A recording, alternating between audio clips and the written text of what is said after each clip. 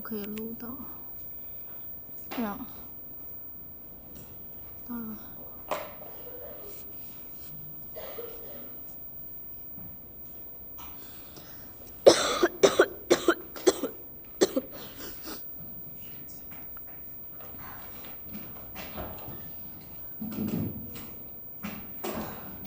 So that's about it. Let's get started. So last time we discussed 来，一开始 the 没来。how do we extend the solutions to the diffusions on the Hahn half-line, right? So we were talking about taking one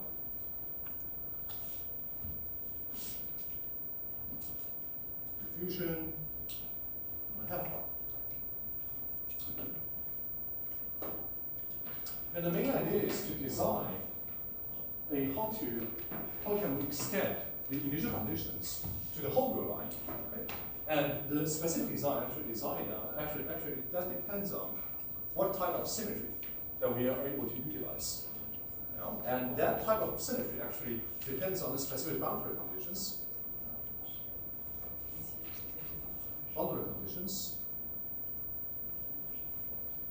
At x equals to 0. Or more specifically, what is designed for my u0t? Right? What is designed for my u0t? And let me put it this way.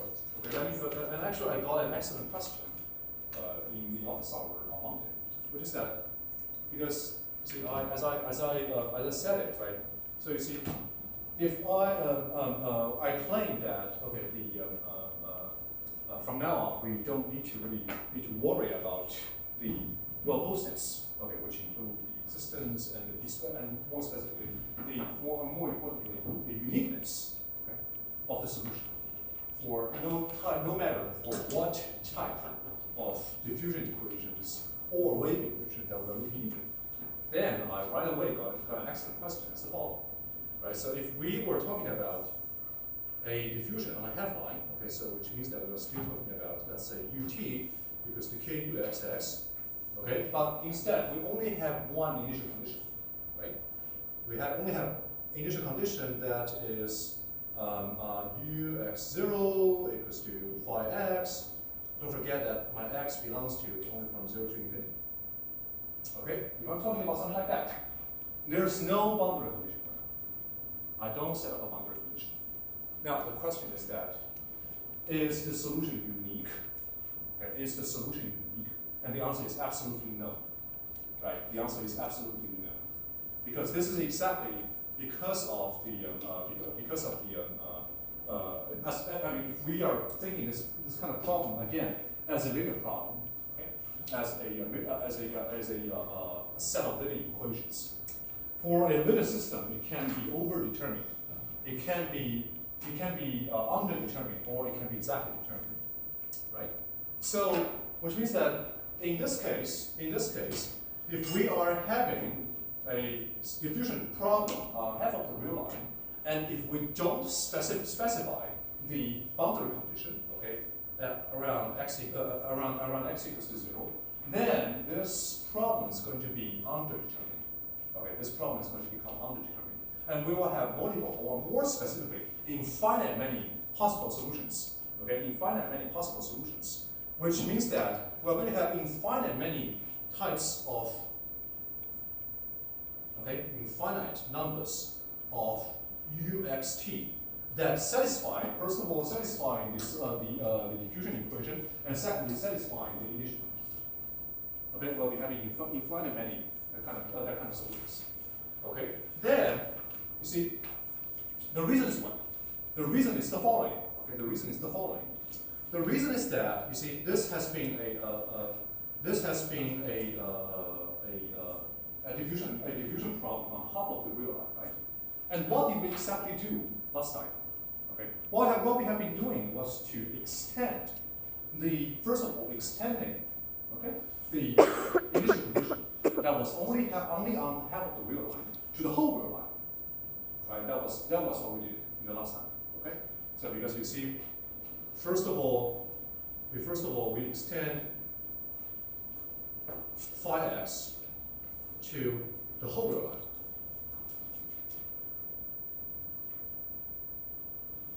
the whole line.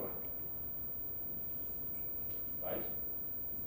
It was exactly the different choices of the extension, okay, that we used that exactly satisfied the specific type of boundary conditions that we cared about later. But if we are only looking into this step, okay, if we are only doing the extension itself, and there's no restrictions on the boundary, then that it literally means that we have infinite many choices. Okay, because now we have infinite many choices. Number of choices for the extension. Okay? We have infinite number of choices to do the extension. For example, you see, when I am having, let's say this is my phi x, okay, and originally it was only defined on the right hand half. Right, let's say on the right half of the plane, right? Let's say I have my phi to be this. Okay? Suppose my phi is constant 1 for now. Okay? And on the left, if now I'm doing my extension, okay, now I'm extending, I'm trying to extend the phi x, which was originally only defined, okay, on the right half of the plane, okay, to all the whole line. Okay? And again, there's no boundary conditions that I need to respect for now. Okay, there's no boundary conditions that I need to respect for now. Then that literally means that I can do anything on my left, right? My left-hand side can be, for example, can be this, or it can be this, right? Or it can be anything like this, as long as it is a function, right? As long as it's a function. My left-hand side can literally be anything.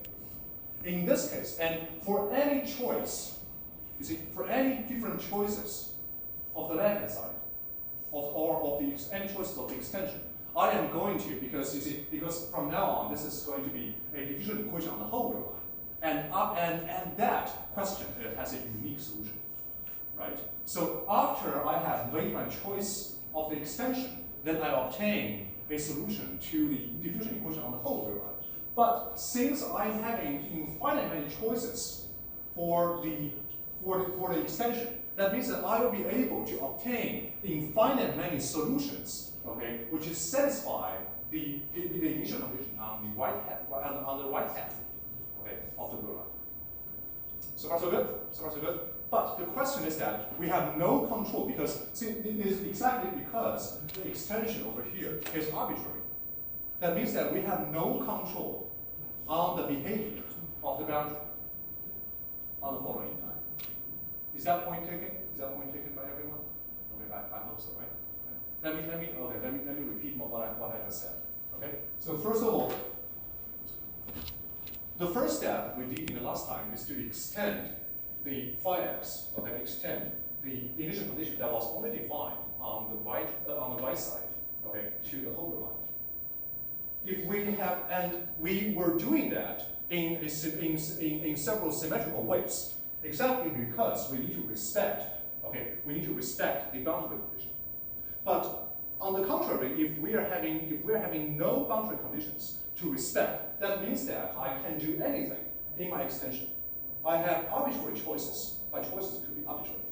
Okay? And each one of the arbitrary choice is going to, of the initial condition, will induce a unique solution.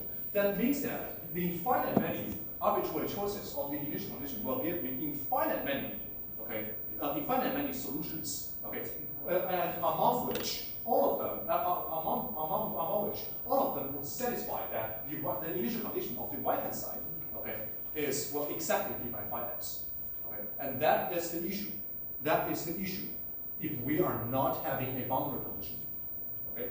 So no, in this case, so for argument, the argument is that for diffusion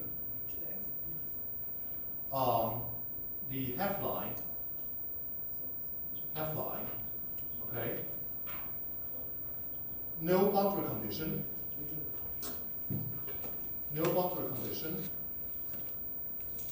means infinite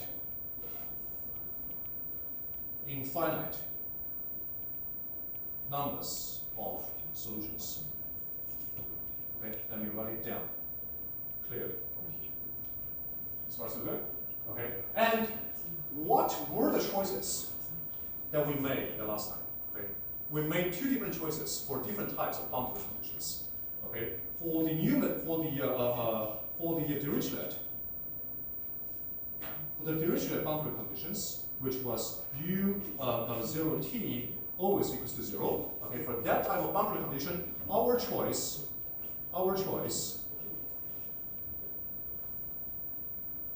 of extension was this, right? I have a left side, which is to do a symmetric, which is to do a centric, okay, symmetric, okay, which is to make sure that the right hand, which was to make sure that phi odd, okay, equals to phi x when x is larger than 0, 0 when x equals to 0, and negative phi, negative x when x is smaller than 0. Okay? And for another, for the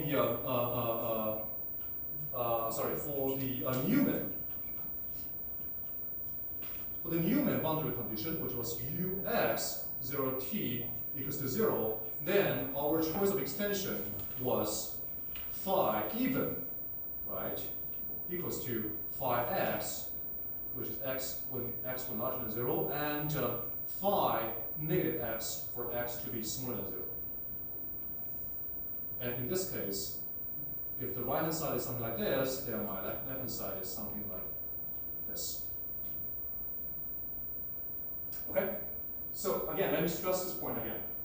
These two specific choices of the boundary condition was selected, okay, exactly to satisfy, to respect these two different boundary conditions. Okay? And whenever that I change my boundary condition, my strategy of choosing the initial condition should also change. Okay, of choosing extension. Okay, so that's a point that I think I hope that is very well delivered. Okay, and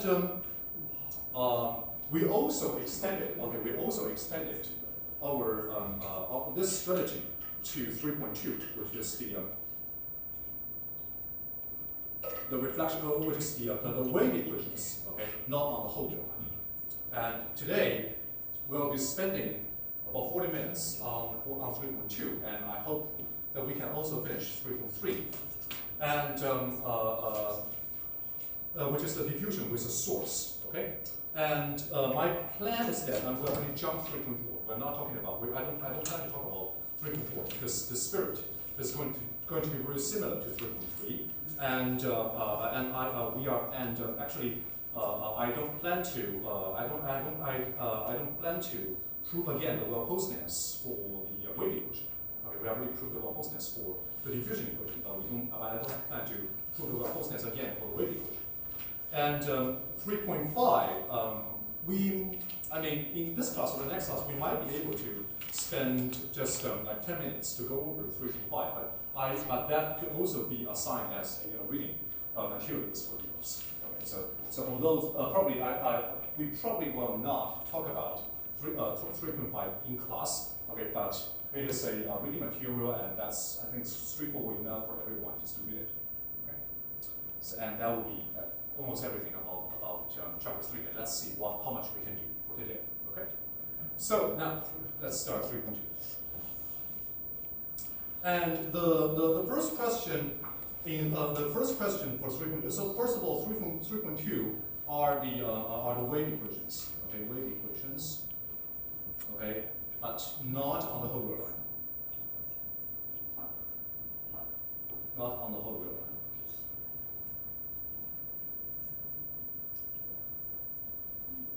Of course, the first suggestion. Okay, the first suggestion. Of the example will be the diffusion equations again on half of the real line. Okay, so case one. Case one is on half real line. And again, the wave equation is the problem is the following. Okay, UTT minus c squared uxx equals to 0. Okay, and that's for my x and t belongs to, x only belongs to from 0 to infinity, and t belongs to from negative infinity to positive infinity. Again, this is because the wave equation could be evolved backwards, and both backwards and forward, but not the diffusion equation. The diffusion equation cannot be evolved backward, which means that in the diffusion equation, t cannot be smaller than 0. But in the wave equation, it can be. Okay. So this is the first. This is the again the wave equation, and the initial conditions. There should be at least. There should be exactly 2 pieces of initial conditions, exactly because the time derivative are order 2. Right? So initial conditions are again x0 equals to phi x and v. Oh, sorry. We were actually looking about v, and let me keep the notation to be constant as the book. Okay, sorry. So vtt and vxx. Okay, and vt x0 to be psi x. Again, this is for t equals to 0 and x belongs to from 0 to infinity. Okay? And the boundary condition is again a type of Dirichlet boundary condition. Okay, Dirichlet boundary condition. And this boundary condition is v0t exactly equals to 0. Okay, and at the end of the last class, we proposed that to use exactly the same strategy, okay, that we have been doing for the Dirichlet boundary problem of the diffusion equation on half the real line, right? So which means that we will be extending. So again, the strategy to the proposal to solve this problem, okay, is the following. Again, we extend, step 1 is that we extend the boundary, the initial conditions to the whole real line. Okay, to the whole real line. And it is exactly because that the boundary condition is like this. Okay, the boundary condition is like this. And that inspires us to, again, design the extended initial condition to be odd functions. Or more specifically, we're going to define phi odd that equals to phi odd x, okay, where now x is on the whole real line, okay, phi odd x exactly equals to, again, phi x for x to be larger than 0 and 0 for x to be equals to 0 and negative phi negative x for x to be smaller than 0. And same as the psi x, okay, psi odd x, again equals to psi x, okay, 0 negative psi negative x for x to be larger than 0, x to be smaller than 0, and x to be equals to 0 and x to be smaller than 0. Okay, so now the two extended version of the initial conditions are both, okay, odd functions, including the initial condition for v itself and the initial condition for the time derivative, okay, of v. Okay, and now based on the new design, initial conditions on the whole real line, we are able to directly write down the solution, which is exactly now my uxt. Okay, suppose, okay, which means that okay, this is the okay. So let me jump too quickly. Okay, so now phi odd and psi odd, okay, are the initial conditions for a new problem, which is okay, which is exactly utt minus c squared uxx equals to 0. Okay, now, okay, just to compare, right? My x belongs to the whole real line. Okay, and there's no boundary condition, but the initial condition is that the ux0 is exactly phi odd, and utx0 is exactly psi odd. So far so good? Oh, well, probably x and x. So far so good? I'm just trying to write down. Okay, now you see phi and psi, phi odd and psi odd. These two extended initial conditions, they are now serve as the initial condition for another problem. This problem is again a wave equation on the Hopper line. Okay, a wave equation on the Hopper line. And now, because we have already talked about the solution of the wave equation on the Hopper line, we are able to directly write down the solution, right? Which is exactly the solution. Okay, the solution. Okay, this actually should be my step number 2. The solution is that my uxt equals to 1/2, okay, phi odd x plus ct and plus phi odd x minus ct, then plus 1/2c, the integral from x minus ct to x plus ct psi odd x, oh, okay, well, y d. Okay, this is the solution. This is the solution. And exactly my vxt, which is the solution to the diffusion equation, okay, the solution to the diffusion, the solution to the wave equation on only half of the wheel line, that exactly equals to my uxt as long as I am having my x to be larger than 0. Okay? And last time we have also verified that the solution produced by the solution produced in this fashion, okay, this u, exactly respect our boundary condition, because we are having that u0t always equals to 0. Okay, and that is not hard to obtain when we are taking my x to be 0 and my odd function is going to cancel itself, and the integration of the odd function, okay, from a negative ct to positive ct will also cancel itself.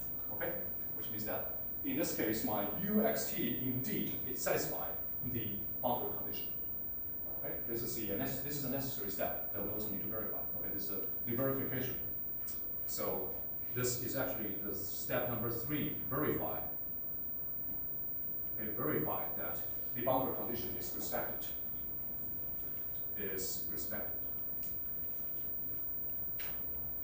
Okay, but there's actually, last time we stopped over here. But there's one more step. Okay, again, we would like to have an explicit solution. Okay, have an explicit form of the solution about v. Because you see, so far, my v, it depends on, okay, although I know that x should be larger than equal to 0, but my v, you see, so far, it only depends on a phi odd psi, which is not, which in turn, it depends on phi and psi, which is the initial conditions for v, right? However, it's not direct, okay, it's not direct. So the last step is going to write down an explicit solution, explicit solution of v, okay? The explicit solution of v, okay, so that has to be discussed, okay, that has to be discussed for different, in different fashions, okay? And the reason is the following. Because that is exactly because, right? You see, that is exactly because because if I would like to get rid of phi odd and psi odd and write it directly into phi and psi, actually, I need to know it. I need to know the sign of the x minus ct, right? If x minus ct is larger than 0, then I have to discuss. Okay, I have to discuss.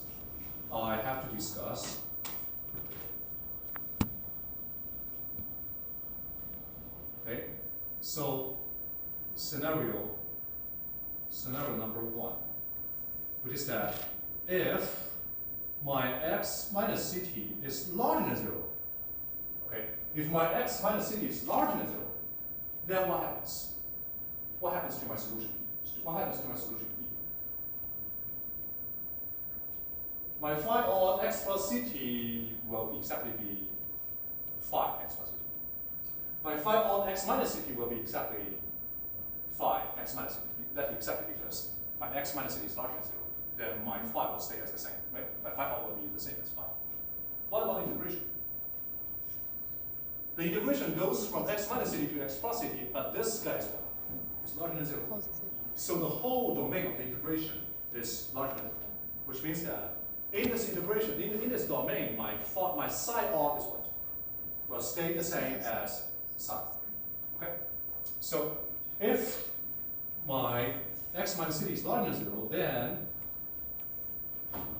then my vxt equals exactly equals to 1/2. Okay, directly I'm going to get rid of the phi, and I'm going to get rid of the odd, and rewrite everything over here. Okay, so that's going to be phi x plus ct plus phi x minus ct and plus 1/2c from x minus ct to x plus ct and psi y dy. That's it. Okay, exactly in the same form of the solution to the wave equation on Hilbert line. Okay, but this is only scenario 1. We need to discuss. So what's our scenario number 2? If x minus ct is What's the scenario number 2? x minus ct is smaller than Okay, 0, that's but the zero, x right? plus Equals to 0. That's something that that is actually can be included. Okay, can be included in the x minus ct larger than 0. Okay. So now let's say x minus ct is smaller than 0. Does it have to be absolute value? So t is negative, but it doesn't matter. So if t okay, so let me think about what you have just said. Okay. If t is 0, then yes, that's right. But that means that we will need to first write down the a backward wave equation. We haven't analyzed that. Okay. I'm not completely sure. To put it this way, I'm 80% sure about what you just said. But since we haven't written it down and analyzed that, I'm not completely sure. But at least if it's negative, though, the second scenario. It seems to be like that, but I'm not sure if the backward equation has exactly the same form of the solution. Okay, that's the forward equation. Okay, now scenario number 2. Now x minus ct to be smaller than 0. Okay, x minus ct to be smaller than 0. But we So also in need to this say- case, okay, if my x minus ct to be smaller than 0, then actually what has to be changed? Define all xc minus ct. This guy is essentially what? This guy is essentially because now x minus ct is smaller than 0. So that's actually negative phi ct minus x. But so that is actually convenient. But the main issue lies over here. Okay, the main issue is actually in the integration. That is to say, you see, this is my. Okay, let me first erase this. Okay. Professor, but for Consider my psi x. Oh, actually psi odd x. So my psi odd, let's say, is something like this. Okay. I'm going to plot it out, and I'm making it out something like. No. Sorry. Okay. So similar. 1,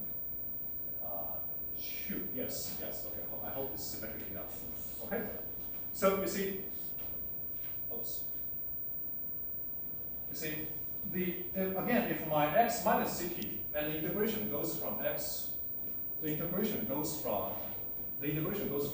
minus ct to x plus ct. Professor, we need to psi odd specify that x plus ct is greater than 0. well, actually, what you want? d1. Okay, and to make it a little bit more convenient, let's say this is my psi of 1. Okay. This is 1. Okay. So then what's the-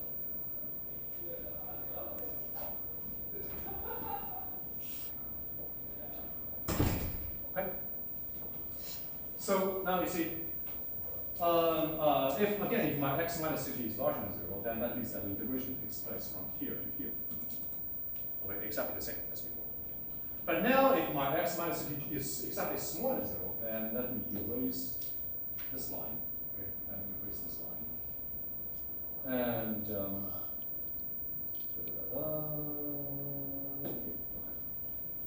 okay. Now the integration goes from here to here. Professor, Right? Go ahead. I think for scenario 2, we still need to specify that in that case, x plus ct is greater than 0. Say it again. I think for scenario 2, we still need to specify another condition that x plus ct is greater than 0. X plus ct is larger than 0. And for scenario number 3 is that they are both smaller than 0. So the question, so your question is that if my so there what you're saying is that if x plus ct is smaller than 0, then we are going to have problems. Is that what you said? Oh, then it's scenario number 3. Okay. So okay, yeah. Thank you for pointing that out. But you see, x. So you are saying you're talking about the possibility of x plus ct should be smaller than 0. That's what you said, right? Okay. But you see, here we're talking about the diffusion. We're talking about the wave equation on the right half of the real line, which means that my x is always larger than 0, larger or equals to 0, right? And my t, in this case, we haven't talked about the backward equation yet. So my t is always larger or equals to 0, and my c is always larger than 0. So that's a bit. So for the worst case, this guy will be equals to 0, but that only takes place when x and t are positive. Okay. Yeah. So that scenario can be. Yeah, and you are right about it. You are right about it. You should really talk about that. Okay. You should first talk about it, and then after that you can rule it out because that's a trivial scenario. Okay. But it's right to think about. You got it. Okay. So going back to the discussion over here. Okay. Now if my x minus ct is smaller than 0, then that means that the integration starts from here. This is my x minus ct. And this is my x plus ct. Okay? If my x minus ct is smaller than 0, that means that here, this is my ct minus x. This guy is larger than 0. This is smaller than 0. Okay? This guy is larger than 0. Oh, you can see that? Okay. This is better? Okay. And that means that when you are doing the integration, because this is exactly an all function, and this part, they will what? They will cancel each other. Okay, they will be canceling each other. And effectively, we are only integrating from here to here, from ct minus x to x plus ct. Okay, we are only integrating these two things. Okay. So second case, if my x minus ct is smaller than 0, okay, and now my v xt should equals to 1/2, okay, phi x plus ct. But the second one, okay, this guy should change the sign, both in and out of the bracket, right? So minus phi ct minus x. Okay, so that's good. And then plus the integration, but now the integration should actually start from ct minus x. Okay, it should start from ct minus x towards x plus ct phi psi y dy. That's it. Okay, that's the scenario number 2. That is the scenario number 2. Okay. And okay, but you see, the question is that when will my x minus ct to be smaller to be smaller than 0? When will my x to be minus ct to be smaller than 0? That will take place. First of all, if my x is not so large, and secondly, my t is too large. But you see, when the time evolves, my t will become larger and larger and larger and larger. That means that no matter what x that I choose, okay, there's going to be a certain time, okay, that my x minus ct is smaller than 0, which means that the scenario 2 will be reached. And to be a little bit more specifically, let's talk about. We have talked about the domain of influence. Okay, the domain of dependence. We'll be talking about the domain of dependence. Okay. The domain of dependence for the wave equation, which is that if we're talking about a solution over here, u x t, then what range of history does it depend on? What range of history does it depend on? Okay, so here, this is my t, this is my x. What range of history does it depend on? Then we argue that it would depend on, okay, the history over here. Right, and here this slope is plus c, this slope is minus c.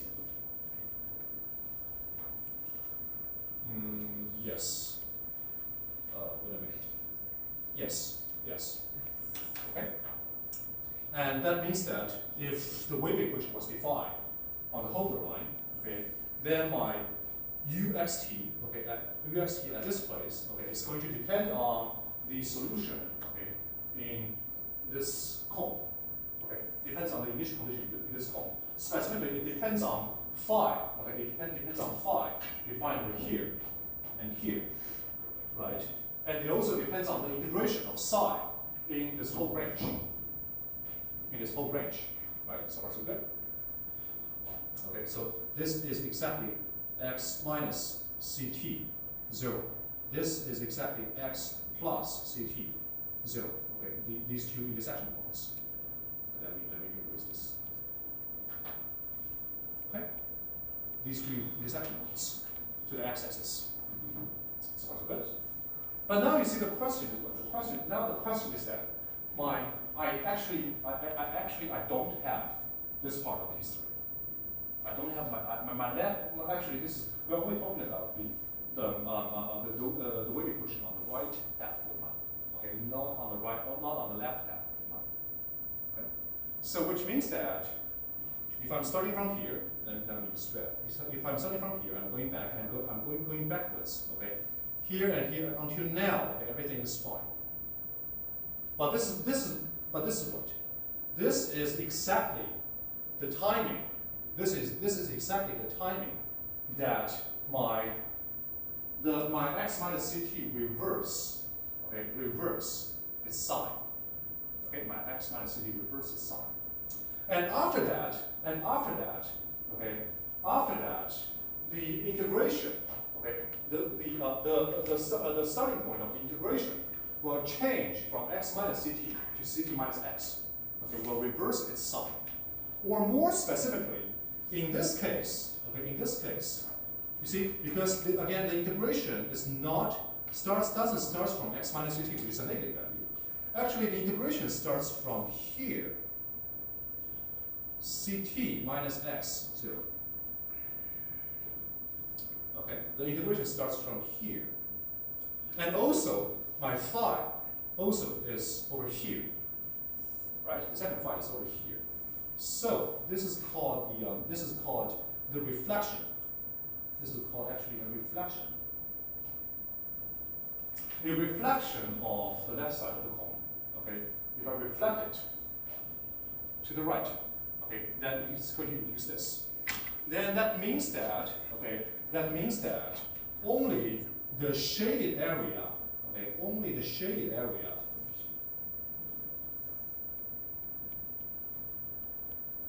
Only the shaded area will become the domain of the dependence. Only the shaded area will become the domain of the dependence of my uxt, or more specifically, it doesn't depend on this part. It doesn't depend on this part. This can also be verified from the equation itself, right? This can be verified from the equation itself. Okay. This is exactly because this part, the information is this part, is not included in the solution at all. We don't need that part of information. Okay, so and so we have just talked about the solution to a Dirichlet boundary condition, okay, to the wave equation on half of the real line. And if we were talking about Newman condition, what would you do? If we were talking about a Newman condition, Newman boundary condition, which is Vx, okay, 0t equals to 0, then what would you do? What would you do? Even. Because of the Dirichlet boundary condition sets that V0t is 0, okay, is 0. We set up a symmetry, a rotational symmetry. Okay, we set up or centrics, or centrics. Okay, like this. Then, if we're talking about the Newman boundary condition, that my Vx, the derivative on the boundary should be exactly 0. Then what type of symmetry do we want to use? Well, we are going to do our extension. Even symmetry. Reflective, right? We're going to fold this guy over here. We're going to fold both of the initial conditions to the left. And that's it. And all of that deduction is going to be very similar, okay, to whatever that we have said above, and that is going to be left in the homework. Okay, well, we're going to choose some homework that's relevant to that part of discussion. Okay?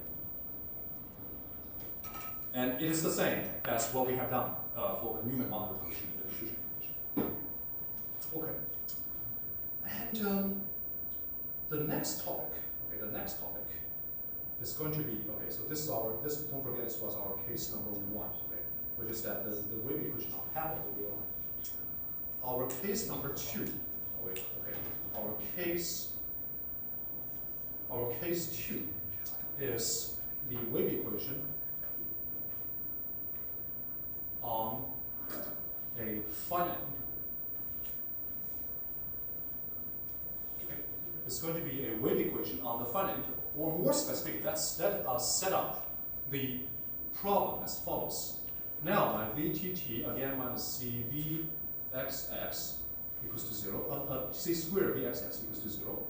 And my V, and the initial condition is again my Vx0 equals to phi x, and my VT x0 equals to psi x. But now, okay, now my x is something between 0 and L. Okay, my x is something between 0 and L. It's not even on the half real line. It's only on which side on the finite interval. Since we are constraining the wave equation or the vibration of the string, okay, on a finite interval, we actually have to pose boundary conditions on both sides.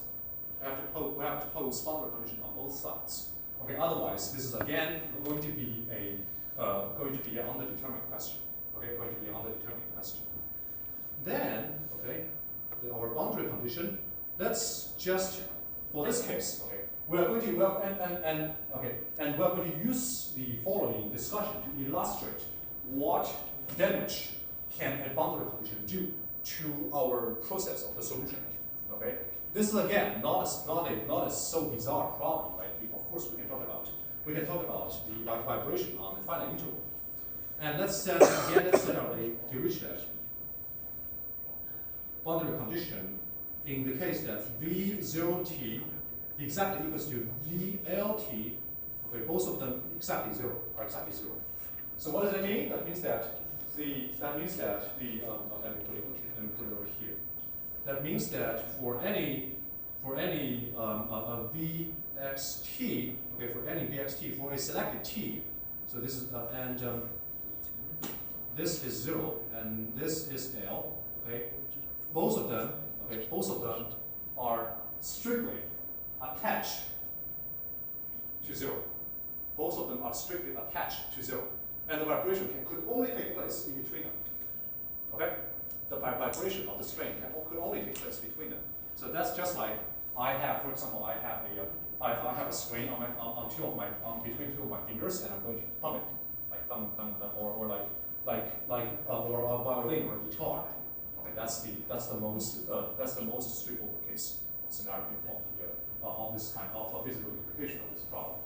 Okay, and what you're going to see, is that the explicit, if we're again okay with first of all extending the initial condition to the whole real line, and then write down our solutions in an implicit way, okay, then we're okay.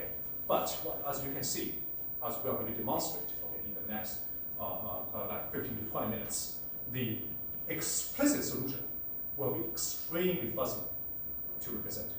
Okay, the explicit solution to this. That's actually not intellectually hard.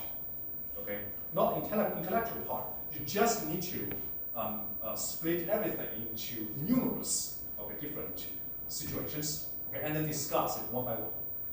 Okay, so that's first get started. So the first thing is that what do we want to do? What do you want to do to deal with the boundary condition? What do you want to do to deal with the boundary condition? Again, if the boundary condition was only posed on one side, of course, we already solved it. We already solved it by just mapping the initial condition, okay, to a rotational symmetry. Okay. But now the question is that, first of all, the initial condition. Let's say my initial condition phi x. Again, my x only between 0 and L.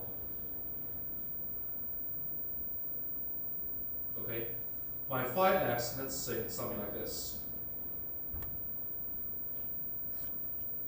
This is my phi x between 0 and L. This is my x. Again, our motivation is that if I could translate this question into something that we already know, okay, then we'll be able to solve it. The question, the problem is how. How do we translate? If our goal is to translate this question into a wave equation on the whole real line, what can we do? What can we do? Because now it's on a finite, only on a finite interval, right? If the initial condition was defined on half of the real line, then I just need to do the symmetry or do the extension for once. But now it's only defined on the finite interval. What can we do to extend the initial condition on the whole real line? What can we do to extend the initial condition on the whole real line?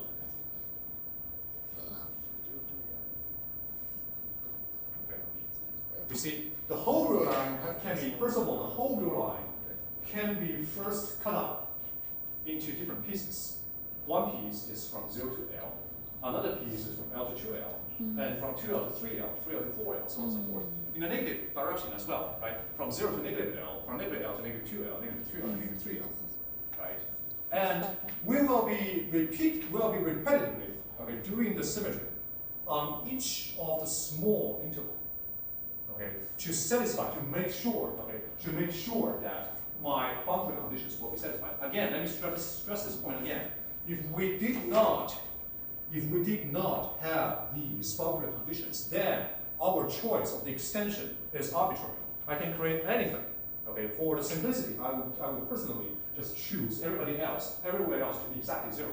But for now, I have these two boundary conditions to respect.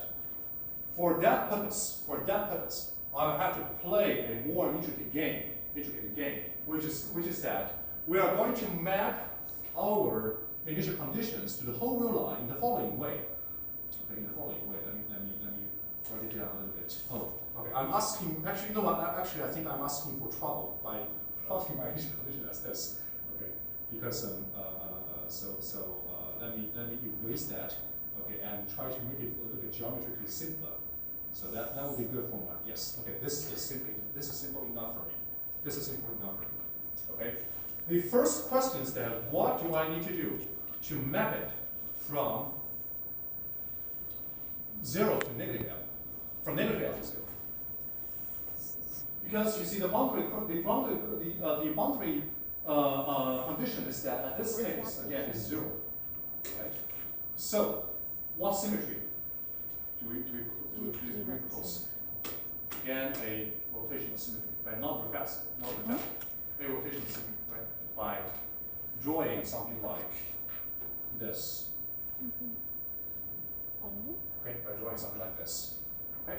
What else? What about between L to? Okay. What about between? Let me extend this for a little bit. Okay.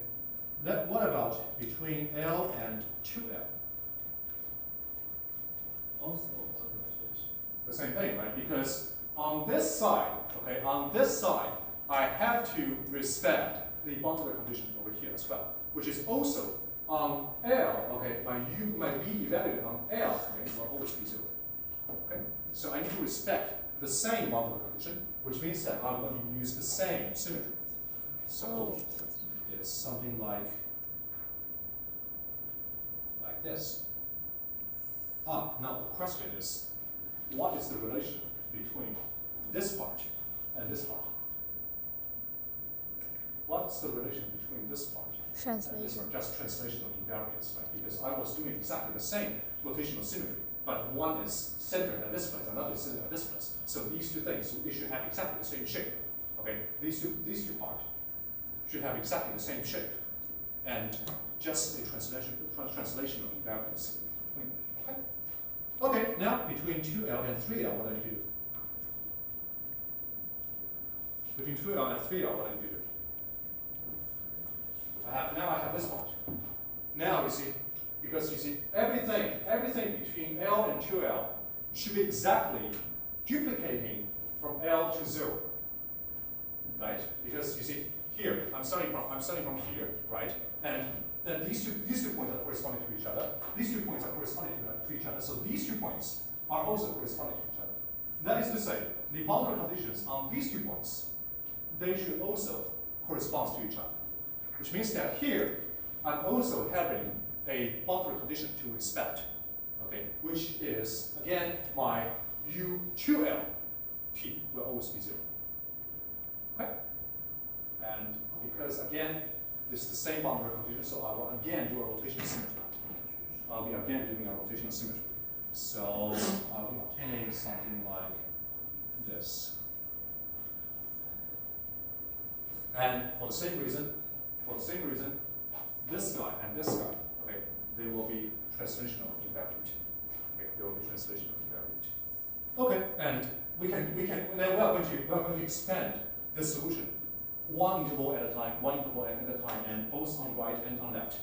By doing that, we'll be first of all cutting the dividing the whole rho line into many small intervals, and we're going to fill every small interval exactly with the same shape, but perhaps possibly with the rotational symmetry. Okay. So to summarize a little bit, okay,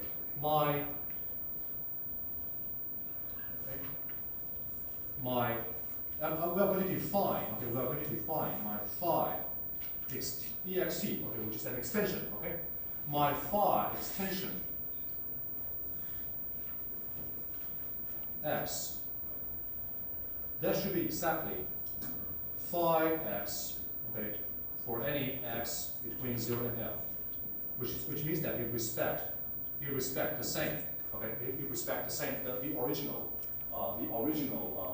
shape you respect the original initial condition, and it actually equals to negative phi negative x, okay, for any x between negative L to 0, because here we respect the rotational symmetry.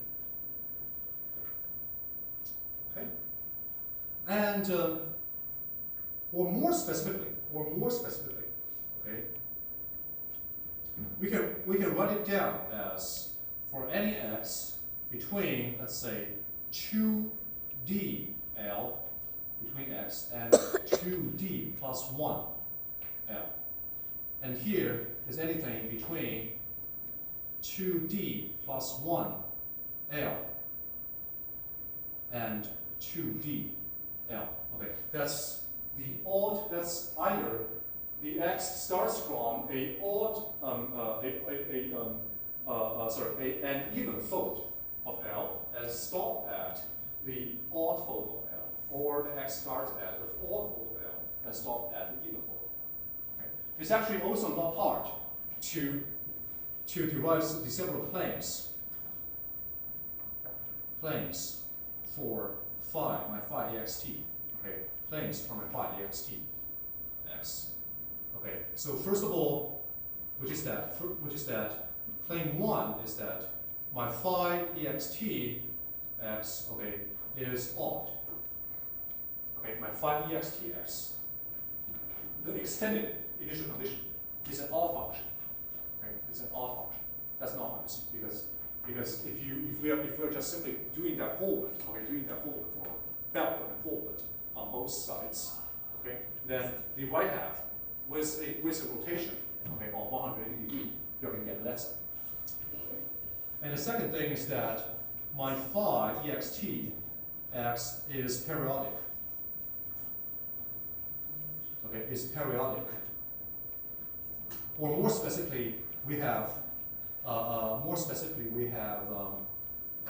phi ext 2L plus x, okay, equals to phi ext x.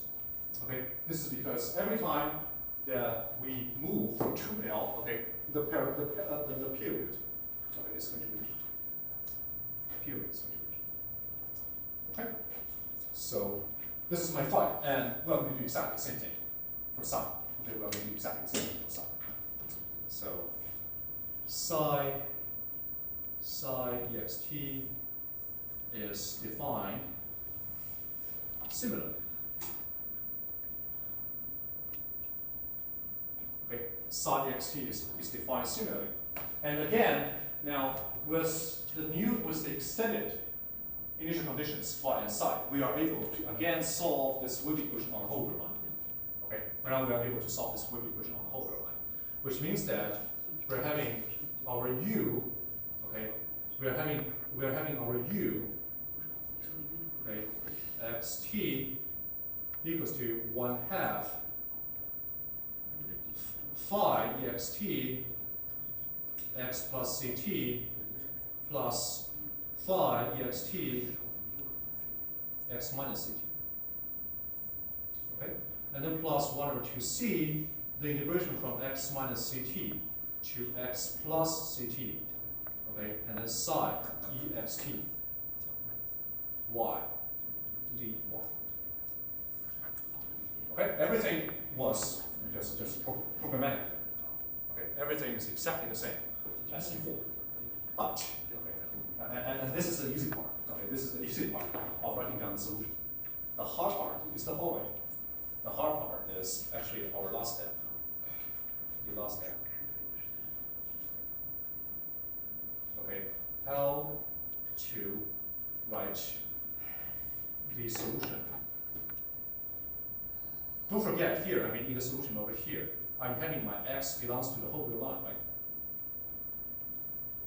Then how to write the solution for vxt, okay, where x only belongs to 0 and L. Which means that I cannot use my phi ext, psi ext anymore. No matter where does my x plus ct or x minus ct resides, I will have to do what? I have to translate. Okay, I have to translate it into the values for phi and psi. And what is the relation? The relation is this. Okay, we have to translate the value of phi ext, and psi ext into phi and psi. Okay, based on this type of relation. Okay, and we are not, and I have no intention. Okay, I have no intention to do this in class. Okay, this is going to be very time consuming. But just to have an idea about how much complicated it could be. Okay, we're just doing one example. Okay, we're just doing one example, and it's like the following. It's like the following. So here, okay. Let's say again this from 0 to L, and here's my L. Okay, and I am having a certain point over here. This is my uxt, and again we want to figure out what is its domain of dependence. Okay, what is its domain of dependence? And if it was exactly like before, then it should be something like this. Right?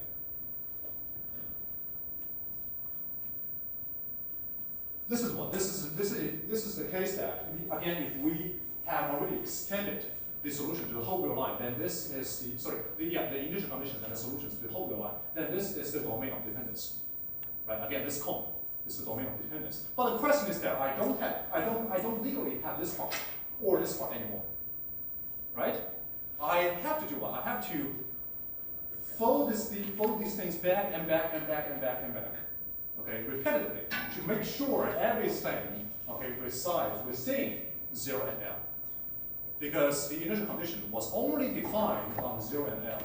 What we did was the extension, but we cannot use the extension in an explicit solution, right?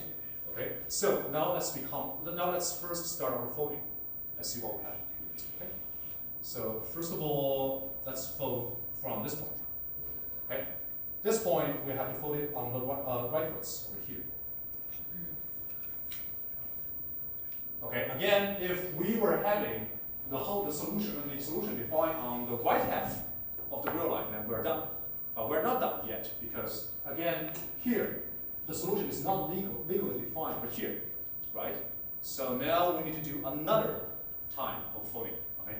I need to do another time of folding, which is from here to here. Okay, and actually I have to erase here, here, here, and just to make it dash lines, okay, to tell you that these things, okay, are not, just to tell you that, okay, these things are not legally defined. Okay, this is not a legal cone. Okay, this is not a legal cone. Okay, we have done the reflection. So finally, the destination of the reflection exactly resides within 0 and L. That's good. Okay, that means that it solidly depends on somebody. Okay, that was included in the initial condition. Okay, but all the other one. Okay, so you see that for this guy. Okay, again, I cannot let this line to further extend rightwards. Right, it has to be fully back. So first of all, it's like this. Due to the same reason, okay, this part is again embedded. I have to reflect it one more time. So I need to erase this part, this part, this part, this part, and now, okay, here. Unfortunately, I touched the boundary again. So one more time of reflection. Okay. One more time of reflection. Okay, which is that here. So what is the domain of the reflection? It's here. It's this small interval. This small interval. This is the small interval of the domain of the reflection. Sounds good? Sounds good? Okay. And so you see, how much time has it been reflected? How much time has it been reflected? You see, so that means that you see, well, the red line has been reflected for one time and 2 times. Okay, and so that means that supposedly speaking, okay, that this should be starting from a similar. This should be starting from actually some place with the same sign, okay, on this point, but just a period of 2L, just a period of 2L. But what about this guy? This guy has been reflected for 1 time, 2 times, actually 3 times. Actually 3 times. Okay? So that means that the relation between this guy and this guy is first of all, okay, a translation for 2L and then a reflection. So that's good? A translation for 2L and then a reflection. Which means that the dependence, okay, or let me write down a little bit more clearly. The dependence of this point and this point, the dependence of this point and this point, okay, the dependence of these 2 pairs of points and these 2 pairs of points, actually that is determined by what? That is determined by the number of reflections that has been made. For any even time of the reflection, then it's going to be a translation. It's going to be a translation because of what? Because you see the last section of the reflection, it actually has the same direction as this. Right? It's not so hard to believe that this guy and this guy, Okay, it's the differences between these two guys is a multiple of 2L. It's a multiple of 2L. But you see, for these two blue points, okay, for these two blue points, the last section over here actually has the reversed direction of this, right? Which means that, okay, these 2 points, the relation between these 2 points are first of all a translation, and then a translation of multiples of 2L, okay, and then what? And then also a reflection, okay? So this point and this point, that's the difference between them should be 2L, and then a translation, okay? Which means that so generally the plane, okay, the plane is that. So if I'm saying that this is my x1 and this is my x2, okay, the explicit formula of position x1 and x2 depends on the number of reflections. Okay, it depends on the number of reflections, and therefore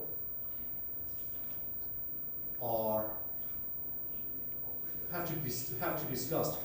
Therefore, have to be discussed case by case.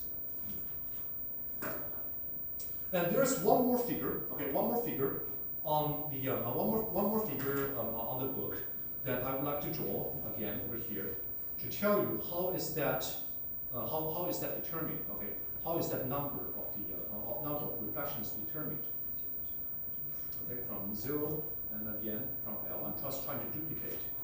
Okay, this is my x, this is my t. Okay.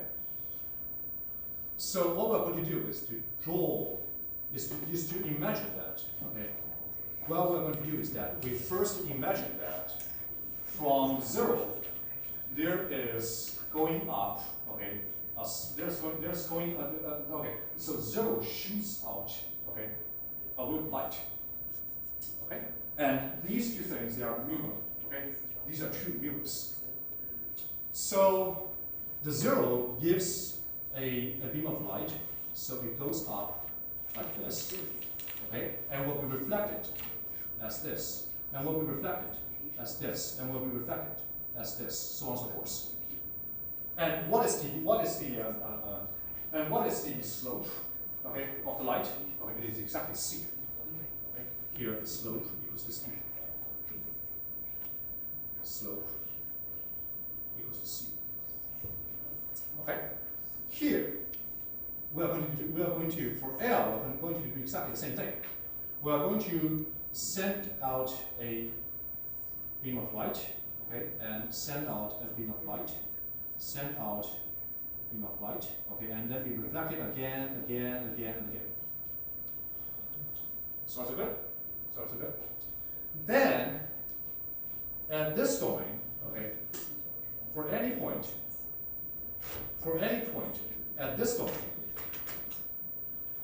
which means that in this small triangle, okay, because because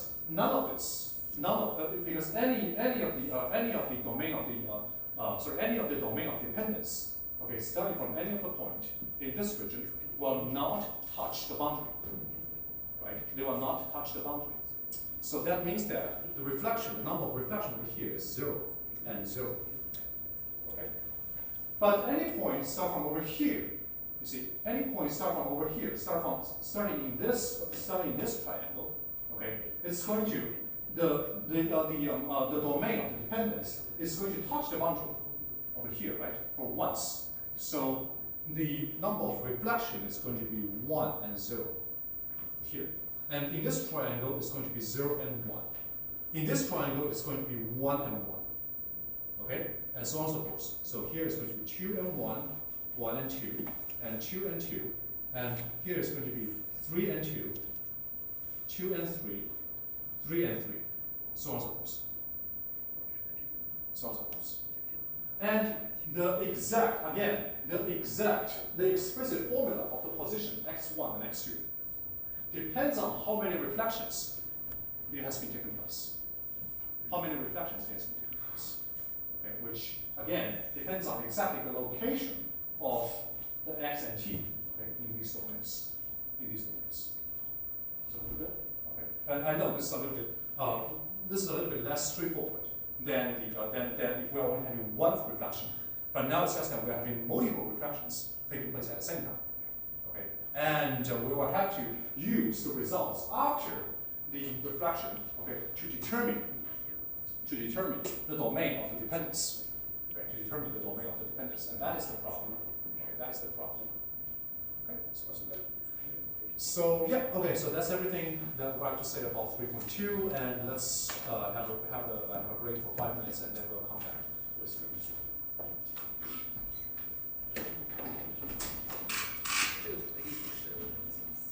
这块区域的点，左边会打字符，右边会打字符。就是这边的点的话，它任何一个点出来，这里面都会是画条线 ，parallel 是直线。那么你算出来，它这块区间里面的点呢，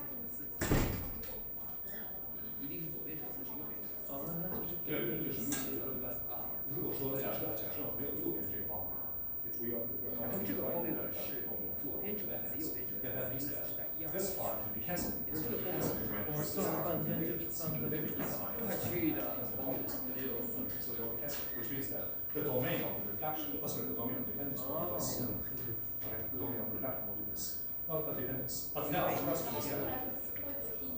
对，不是不是，就是都是类似那种。如果我有一个波纹，就比如说我在一个池里面，或者小水沟，或者是泥丢了一块石头，它会跑到波纹里，然后中间再。So I think you are talking about this. 这就是 You're probably talking about this. 但是如果 Right. That's right. And that is right. That is right. So the blue part, the blue shaded part is the is the domain of dependence. Well, we are only having one boundary. But the question is that we're having two boundaries. We're having two boundaries. But that means that I only needed to do one reflection. Okay, now I need to do two reflections, and then reflection. Finally, a reflection. Okay, here to this place. There is a problem because if we want to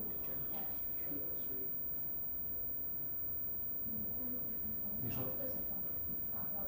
哦，他说这个东西它不能 generalize to R 不，其实是这样，这是因为什么？也不能这里每隔一个 L， 这里每隔一个 L， 它就是反号。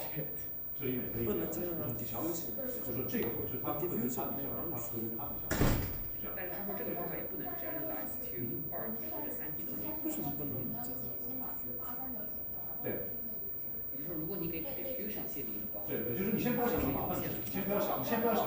我们想把这个地方再反过来。那我直接从0知道 L 不就行了？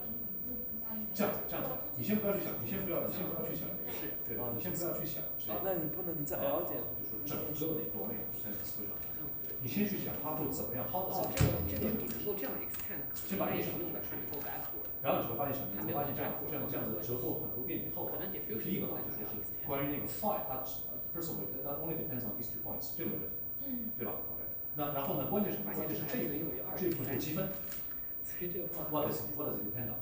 对吧？然后你会发现最后什么？最后它其实只 depend on 这个之间的这样一段积分，没有其他东西。好一天。对，就是你可以推展，我觉得因为什么呢？因为就是说真正的 PE 的写法不会往这个方向上继续往下推，所以我是给你做一个 showcase。That's it. Right.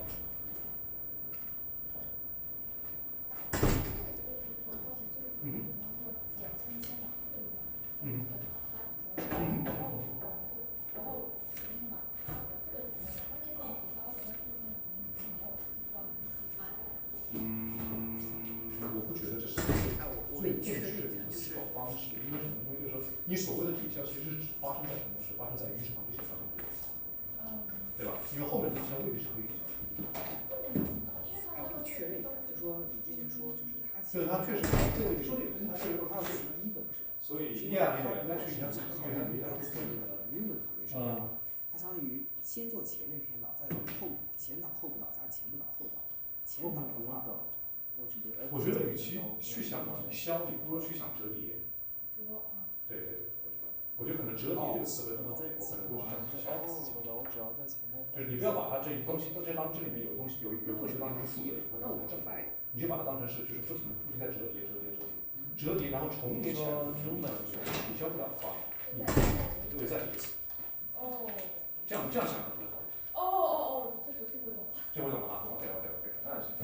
因为你如果是想抵消的话，那么它就一共只有那么大，那你抵完之后这样折抵完之后就没得折了，对吧？所以你把它写成折叠会好一点。OK，that's good，that's good。对啊，你用 odd 的话，odd 是 odd，even 是 OK，我真没串，我一直在看我的线性代数，能理解吗？但是我这里它这里有这个岔题的，然后因此电视里面的它的我之前学的我忘掉了，然后 numerical 要讲问题的这个，对 numerical analysis 是谁的地方？ numerical 是这样。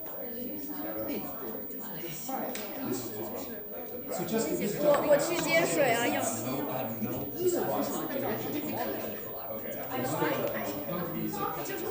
You might be true, but the end just has no restriction. That's why. 但是其实我没有。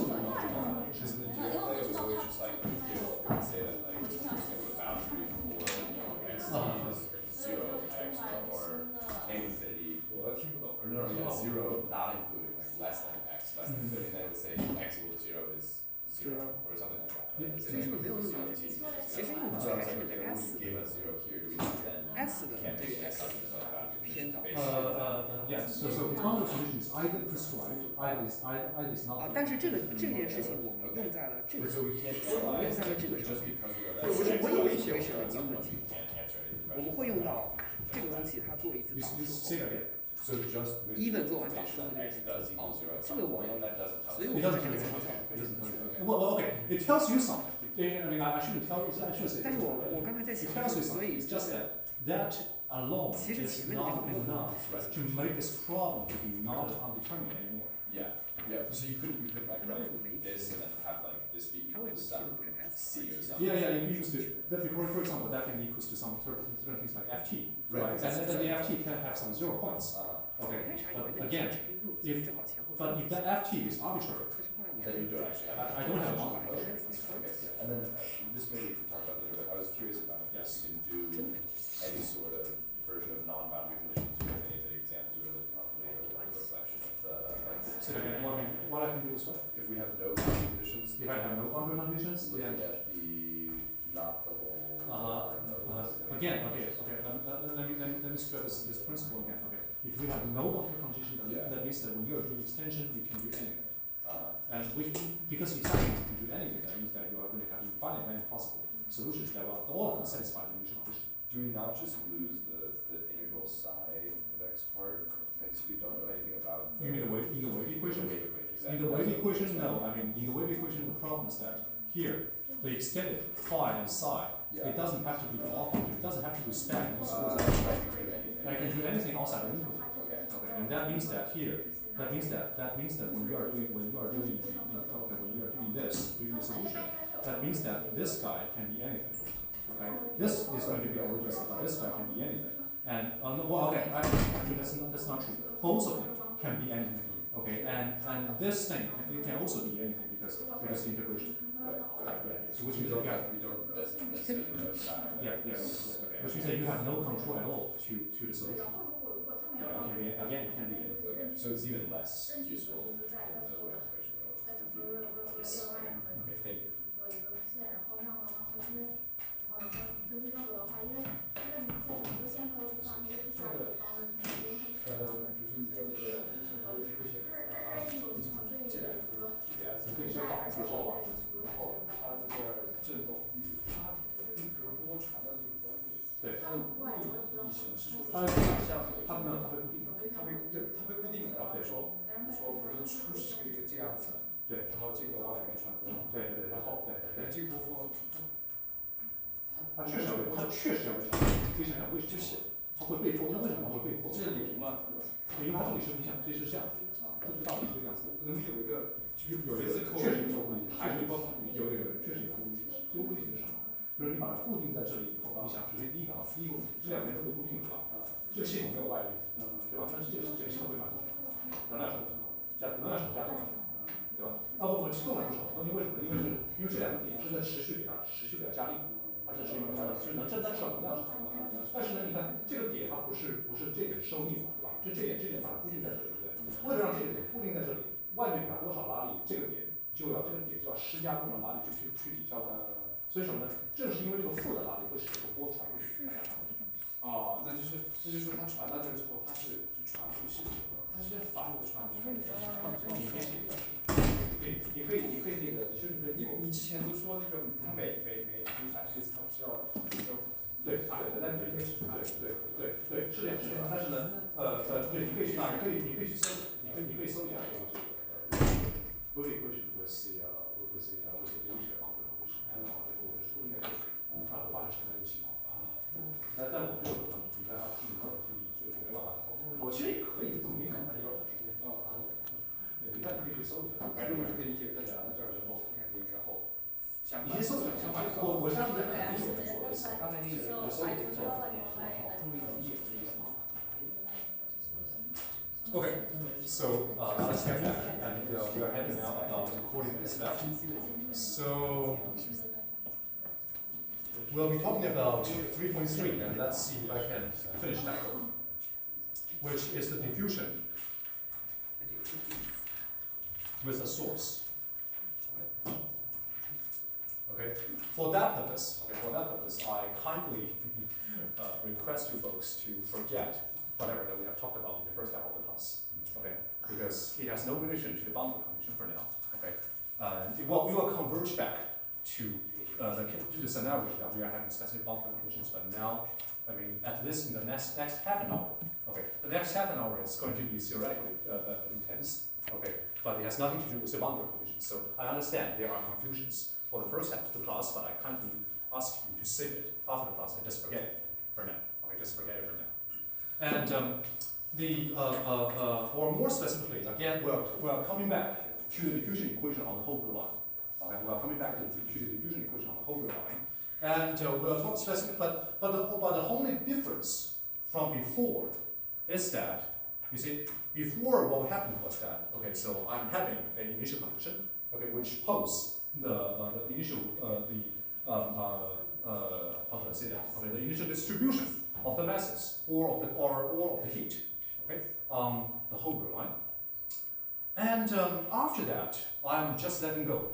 Okay, I'm just not intervening with this system anymore. I'm going to just let the system evolve by itself. Okay, I have no touch with that. And we have already known what is exactly the solution to that type of the diffusion equation. That type of the diffusion equation could be written into something like, again, ut minus k uxx, okay, equals to 0, and ux0 equals to 5x, okay? And again, my x and t belongs to, from x belongs to the Holger line, but the t could only be larger than 0, okay?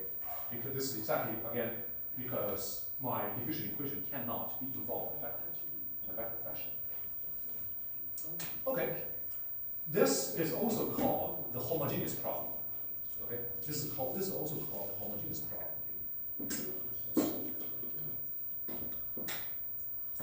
Homogeneous. This is called the homogeneous problem exactly because the right hand side is 0. Okay, the right hand side is 0, and why the right hand side is 0 is making that so different. Again, the homogeneous problem, I mean, the physical interpretation I have just given is that after posing the initial condition, I let it go. I don't do any intervening. Okay, I just let it evolve. There is no more additional source of masses or source of heat. Okay, added into the system. On the contrary, there is another type of problem, which is called, so this is the homogeneous problem. Another type of problem is exactly called inhomogeneous problem.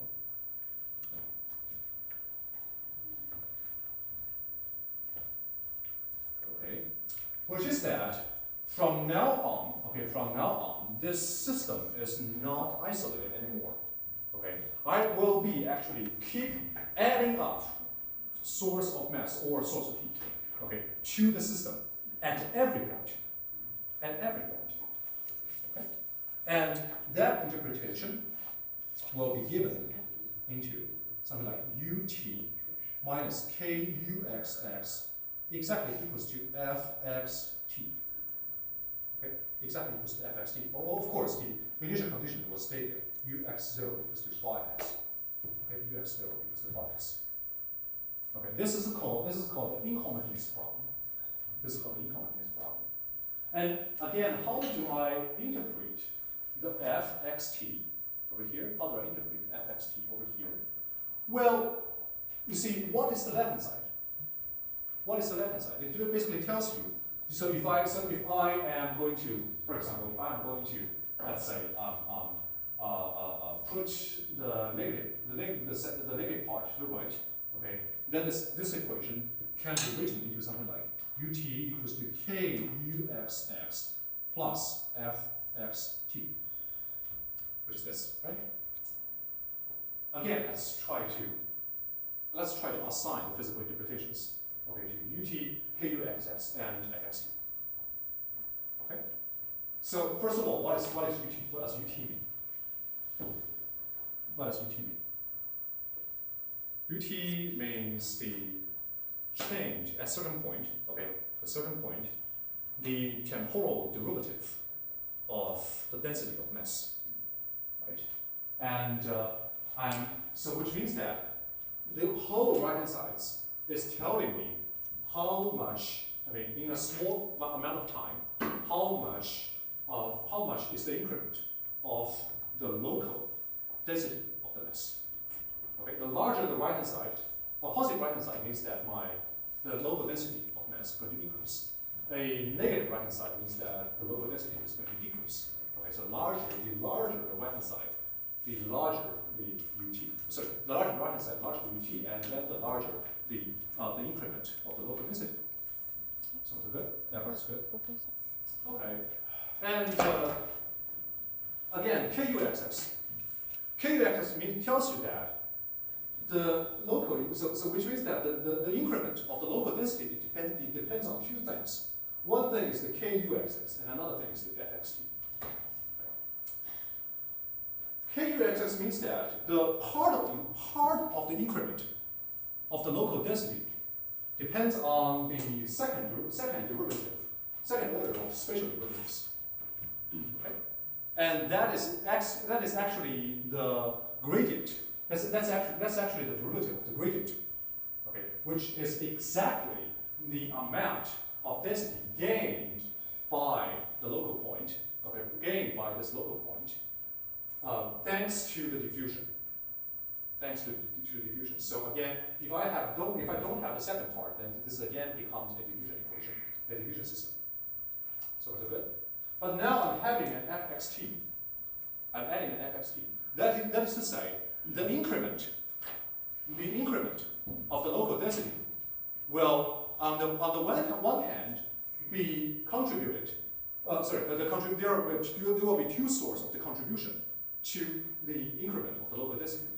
One part is thanks to the diffusion. Okay, and the second thing is that because I am keeping adding things, I'm keeping adding density. Sorry, I'm keeping adding mass or the heats to the system. Okay, then that means that there is an extra addition. There's an extra increment. Okay, in the ut. So that's good. Or that means that if I freeze, okay, let's say if I freeze my T, okay, and I let if I freeze my T and X, okay, and let the system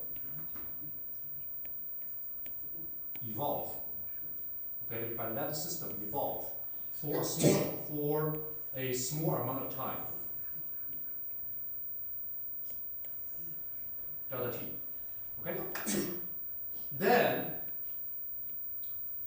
the homogeneous problem, let's compute the homogeneous problem, the homogeneous problem and an inhomogeneous problem, ut equals to k uxx. Okay? Again, if I freeze my tx and let the system to evolve for a small amount of time, then for the let's say for home, okay, for the homogeneous case, my u, let's say x and t plus delta x, which is the local density, local density, and evolved, okay, for a small amount of time, from t to t plus delta t, okay?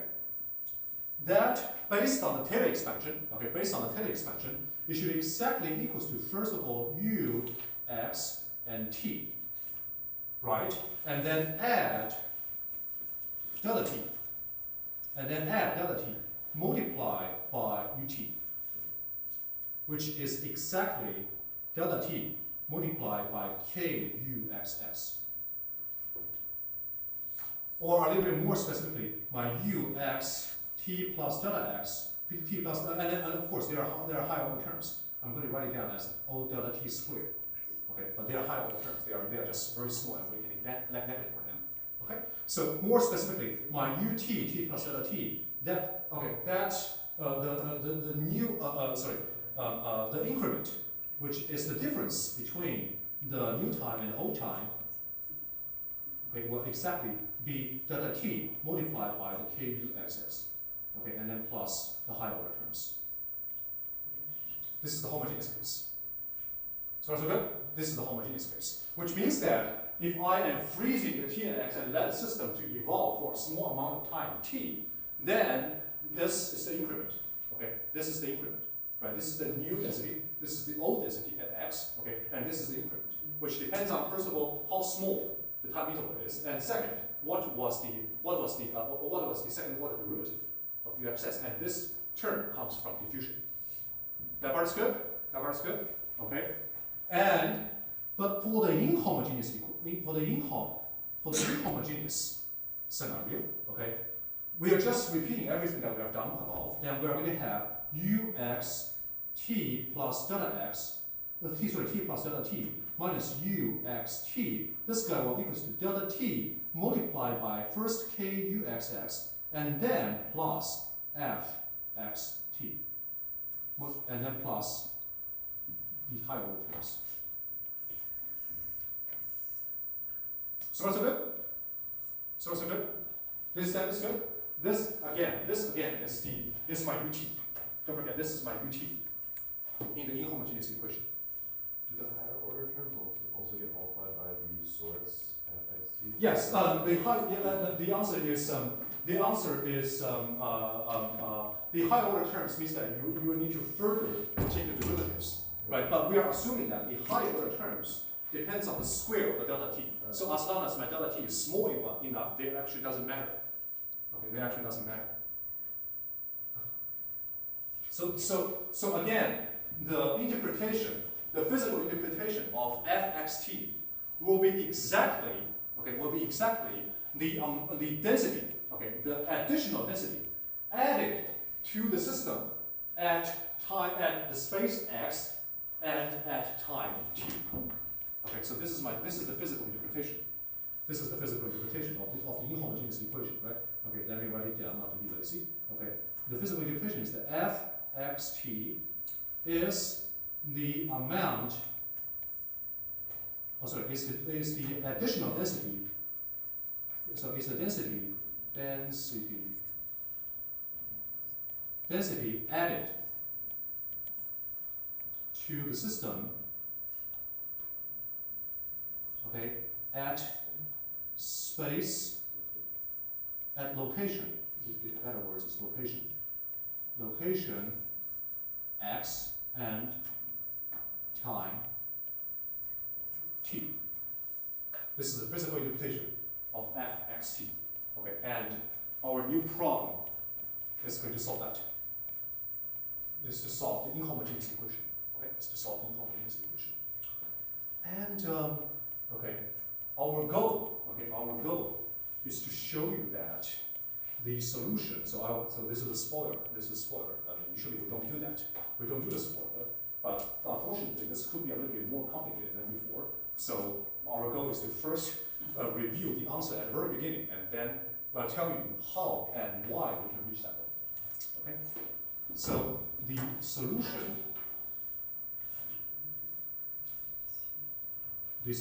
is exactly u x t.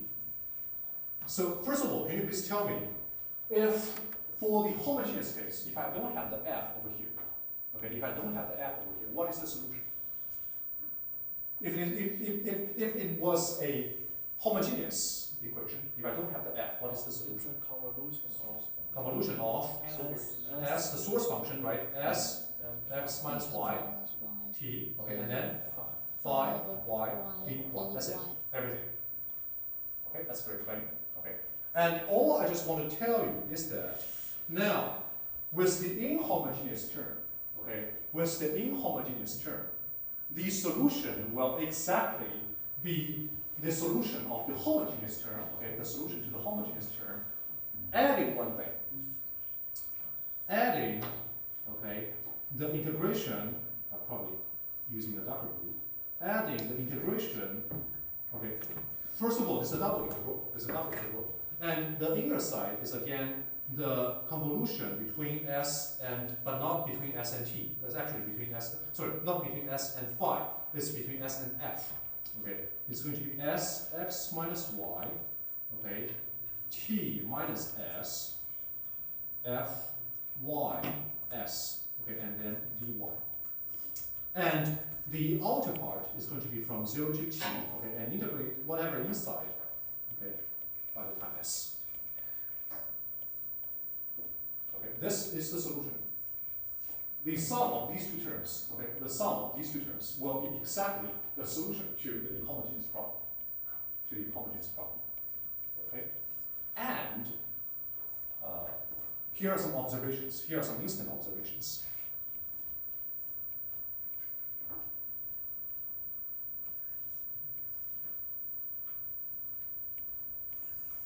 Okay. Here are some instant observations. I'm going to start by one or two, and you can tell me what you are thinking about, or you can tell me what you have observed.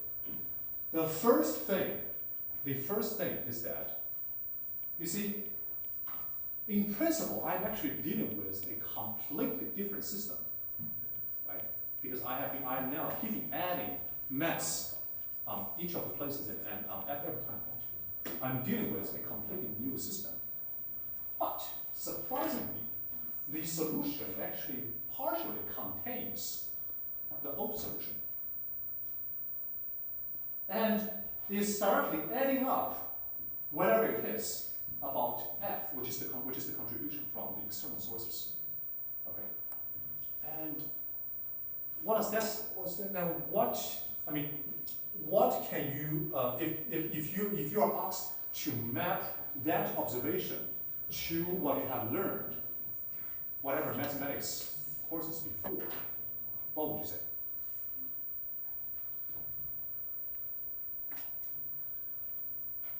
Again, the solution to this inhomogeneous equation problem actually is something that directly summing up the old solution, okay, and whatever an extra term that deal with the new contribution.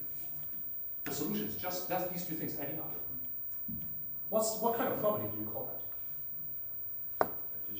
Addition. That's right. It's like what we did in ODE. Sorry. It's like what we did in ODE. Well, what property exactly did you use in ODE? Cause that. Sorry. General what? General what? Add the particular solution to the other one, right? And so that sounds like I have an ODE, right? That sounds like I have a homogeneous ODE, right? Something like, for example, x prime plus ax prime plus bx, okay, equals to something like 0. And the inhomogeneous, and so I have a general solutions. I have two general solutions, and now I'm dealing with something like x prime plus ax prime plus bx. No, that equals to ft. Okay. Now I just need to look for a specific solution to this and add it up. Then we'll obtain the solution. Right? Okay. But what properties support the addition? What properties support the addition? If we recall what we talked about in the first class, Linear. this is exactly. This is exactly because the differential operator, no matter for the ordinary differential equation over here or for the partial differential equation over here, they're both linear. They are both linear. Okay. Again, we can do this. Okay. So this is the first observation. This is the first observation. To run it down a little bit more mathematically rigorously, that is that okay, the solution to the inhomogeneous, okay, I'm just trying to be lazy, okay, to the inhomogeneous problem, okay, comes from the addition of the solution to the homogeneous problem, and we're going to write HOM, homogeneous problem, and an extra term, okay, and an extra term about the new source. Well, this is not completely mathematical rigorous, but this is a description. This is a description that we can do for now. Okay, so that's the first. And to be a little bit more specific.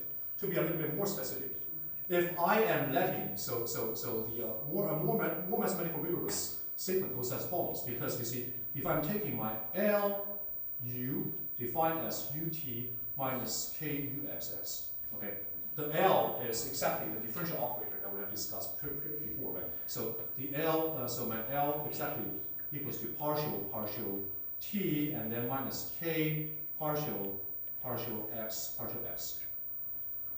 Okay, so L is what? L is a linear differential operator. Okay, it's a linear differential operator. And the homogeneous problem is that L is sending U to 0. Right? L is sending U to 0. And the inhomogeneous problem tells you that L is sending U to another thing, F. Okay, L is sending U to another thing, F.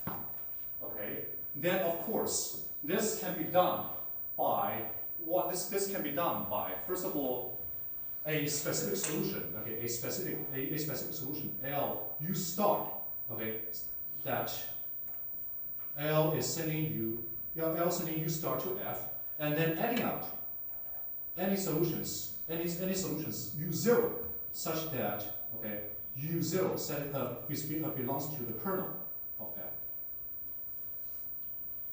Okay, that's directly adding up the U star and U0. So U equals to this. So what's good? This is exactly because my L is a linear differential operator. Okay, and the reason is the same as before. Okay, the ODE. That's the first observation. Okay, anyone want to contribute a second observation? Let's stare at this solution again. Okay, and probably also look into the original problem. Can anyone contribute another observation?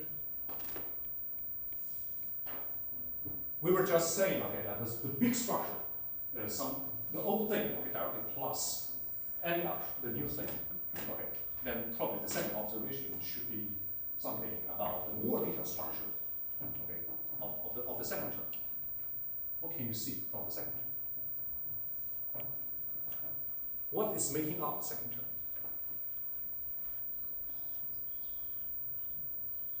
It's about integral, of course. But what is exactly this integral? It's again a convolution. Okay, for example, if I'm fixing my s, okay, which means that when this term is freezed, this is again a what? A convolution. This is again a convolution. This is a convolution between what? Between s. But what is s? S is the source function. And f is what? F is the inhomogeneous term, and we have just interpreted the f as the addition, the external contribution, okay, that is added into the system at every time. Okay? So what does the S over here suggest you? What does the S over here suggest you? Again, S is the source function. And that source function is for what problem? Serves what problem? The source function only serves the diffusion problem. It tells you, so the structure of the second term, it tells you that whatever is added into the system will still follow the basic rules of the diffusion. Okay, because of what? Because F has been added in, okay, F has been added in from time to time, but whatever F it is, okay, it will serve exactly, okay, as, I mean, after it is added in, okay, it will, anything that's added in will exactly follow the diffusion. Will exactly follow the diffusion. So that's good. So let's write it down. So F xt, okay, which is the contribution, the new contribution, okay, from external sources, okay, will also be processed by the diffusion equation. Okay, will also processed by the diffusion equation. And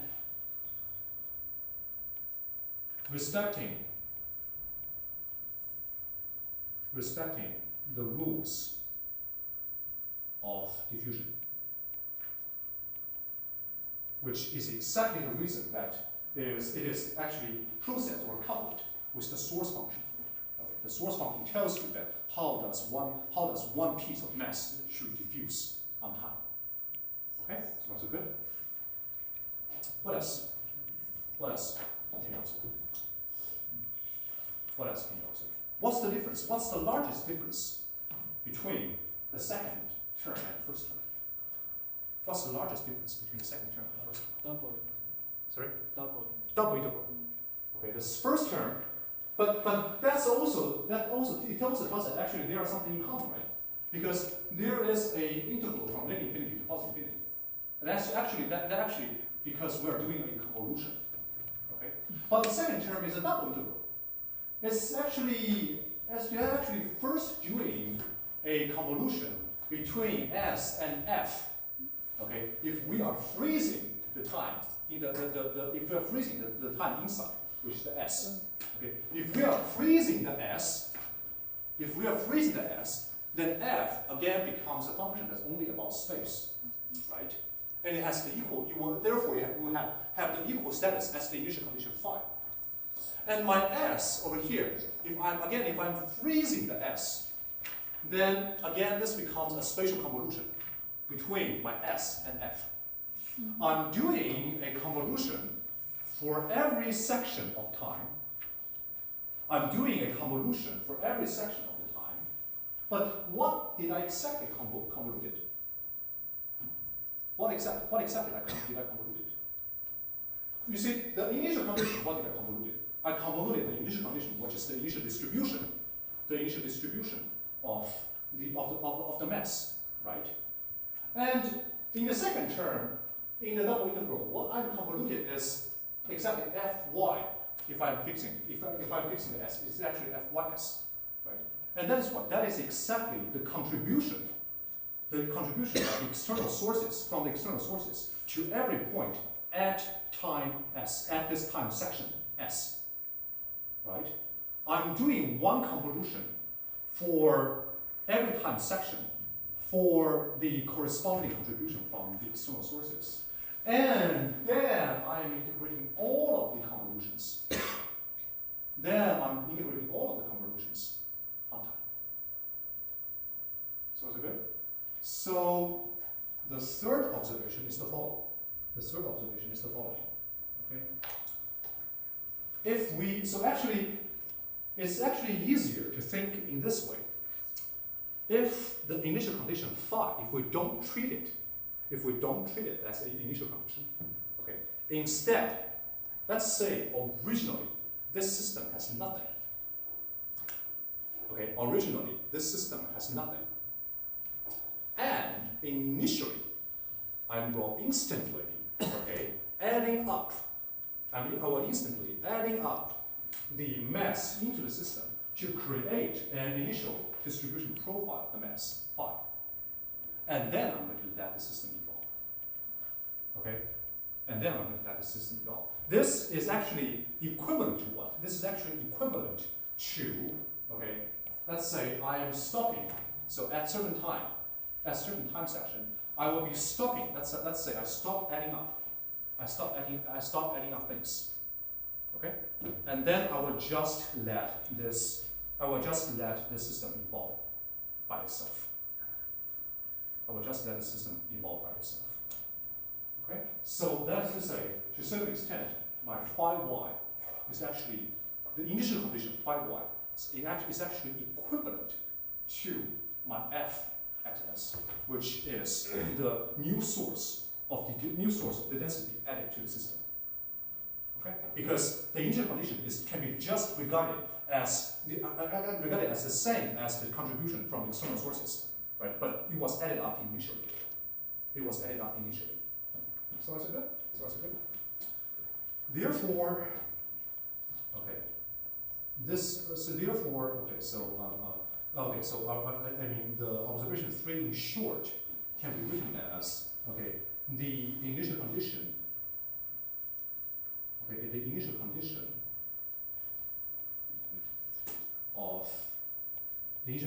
phi y, okay, has the same status as Fys. Okay, has the same status as Fys. It's just that, okay, phi y represent the mass added to the system initially.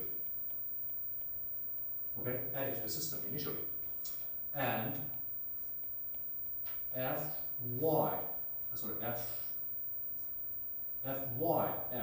okay, represent the density, okay, added to the system at t equals to s. They have the same status. They have equal status to each other. Okay? Well, one more observation. What would happen, okay? What would happen if I had a very specific type of initial condition, which is phi equals to 0? What would happen if my initial condition is phi equals to 0? Okay, the first term will just disappear, but the second term will stay valid. The second term will stay intact, right? It again comes from the linear property. Okay, which is that, or the observation number 4. Let's say another problem. So let's say this is my okay. So this is my problem star. Okay, which is the original homogeneous problem, and this is my problem star star, which is the inhomogeneous problem. And let's now define a problem star star star. Okay, which is that it's again an inhomogeneous problem, but starting from all 0 initial condition. Okay, let's define another diffusion equation, which is again ut minus k u. Okay, so let me yes. Okay, ut plus ut minus k u x x equals to f x t. But now my ux0 equals to 0. Then the solution to the to the problem star star star, okay, this will be exactly this.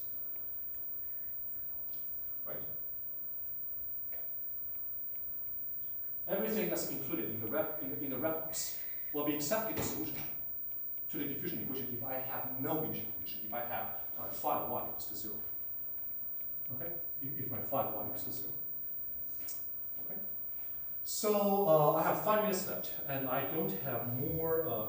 Okay, so I actually have a lot more things to add, but I don't have time to. For all of them. But there is something that we can try to do. There's something that we can try to do. So let's try to understand. Okay, to intuitively understand.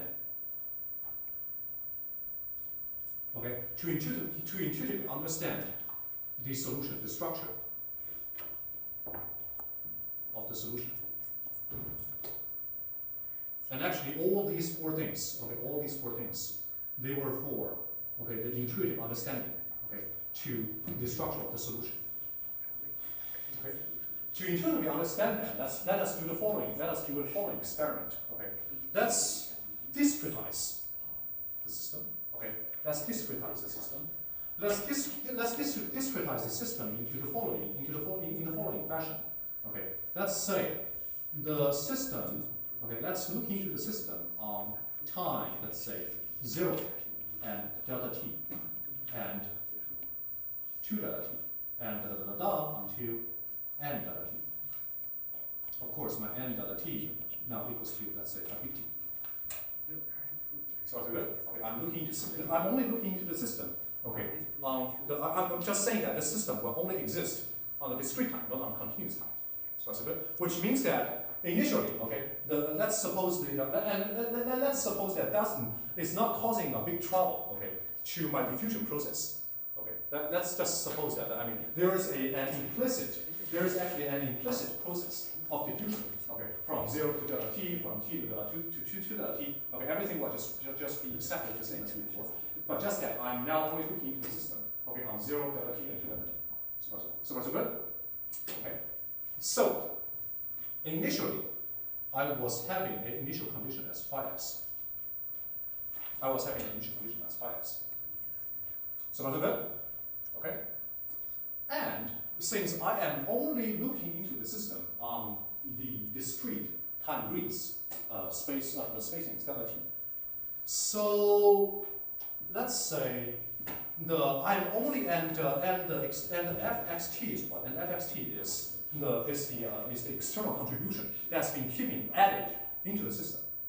So now let's suppose that instead of keeping adding the mass into the system continuously, let's suppose that we are only adding external mass into the system on the discrete time points. Okay, I'm not just adding things into the discrete time points. Okay, I'm just now adding mass into that on delta t, 2 delta t, 3 delta t until n delta t. Okay, and this system will just evolve by itself. Okay, between 0 and delta t, 0 t, delta t and 2 delta t. Is that okay? Okay, I'm only going to add.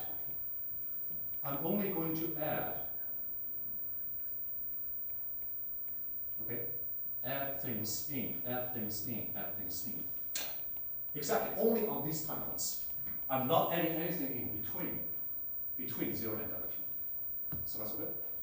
Okay, and how much things do I want to add? Well, you see, because it is exactly this, right? It is exactly this. You see, this is the increment. This in the homogeneous case, this is the increment of the mass, right? This is the increment of the mass. So if we are not looking into the diffusion term, then actually delta t multiplied by fxt will be exactly the amount of the mass, and of course also adding with some higher order term. But the lower order term will be delta t multiplied by fxt. That will be roughly the amount of the mass added into the system in a small time delta t. Is that right? Okay. But it's just that previously this amount of mass was added into the system in a continuous fashion. Now I'm adding all of the mass into the system at once. Okay. So now I'm adding up f x delta t and then multiply by delta t. into the system. That's the amount of mass. That's the total amount of mass added into the system. Okay, at delta t. And at 2 delta t, there will be again delta t multiplied by fx 2 delta t. So far so good. So at any time point, at any time point, k delta t, then the amount of mass added into the system will be delta t fx k delta t. And of course, finally, it will be delta t fx n delta t, n delta t. N delta t.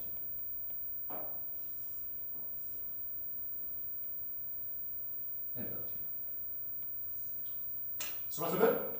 So far so good? Then you see this system now, it actually becomes, the solution of this system now becomes a linear combination, right?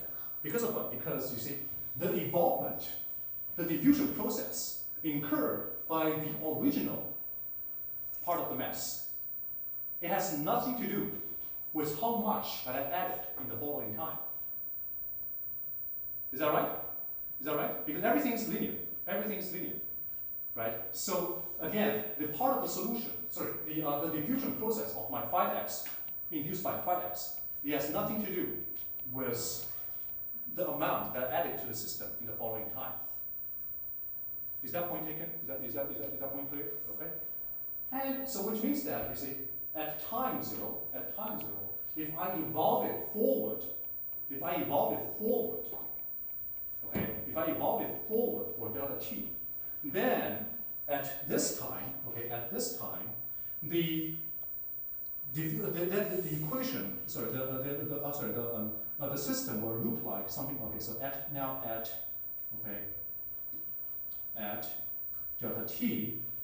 delta t, my u x delta t. How much? So how many components are there for my u x delta t? How much components will be there for my u x delta t? Only two. Only two, right? One part is whatever has been evolved from original, from the phi x. And another part is exactly my delta t fx, the new added in mass. Right? And that will exactly stay the same because it has no time to evolve. It was just added. At delta t.